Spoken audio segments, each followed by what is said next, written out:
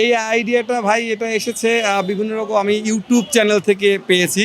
দেশের বাইরে অনেক রকম যে প্রোগ্রামগুলো হয় সেই প্রোগ্রামেরই একটা প্রোগ্রামে আমি দেখেছি এরকম একটা ডিজাইন। তো সেই ডিজাইন থেকে এটা আমার কালেক্ট করে এরপরে এটা মেক করেছি আমি নিজেই।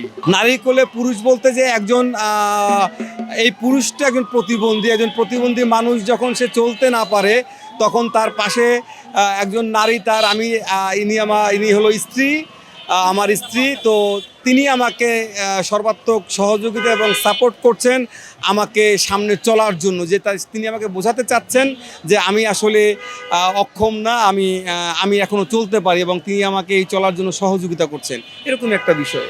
নারীরা অনেক জায়গায় অনেক অবহেলিত, অনেক রকম প্রতিবন্ধকতার শিকার হচ্ছে। পুরুষরাও আমরা অনেক সময় অনেক দেখি যে অনেক রকম প্রতিবন্ধকতা, অনেক রকম প্রবলেমের শিকার হচ্ছে। এই জায়গা থেকে মনে হয়েছে যে না, এরকম একটি আইডিয়া যদি করা যায় এবং মানুষ যদি দূর থেকে দেখে যদি কেউ ভাবে যে না ঠিক আছে, একজন নারী তার একজন পুরুষকে ক্যারি করে নিয়ে যাচ্ছে, একজন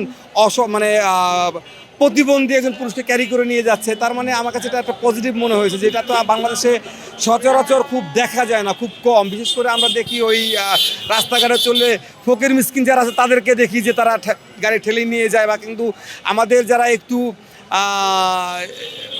কি বলবো এটাকে, যে একটু উচ্চ পর্যায়ে উচ্চবিত্ত বা যারা একটু মধ্যবিত্ত বা এদের মধ্যে এই বিষয়গুলো খুব কম দেখেছি আমি। এবং এদেরকে দেখেছি যে যদি স্ত্রী অথবা স্বামী কেউ যদি কোনো রকম প্রতিবন্ধকতার শিকার হয়, কোনো রকম অসচ্ছলতায় পড়ে, প্রবলেমে পড়ে, দেখা যায় যে একজন আরেকজনকে ছেড়ে চলে যায়।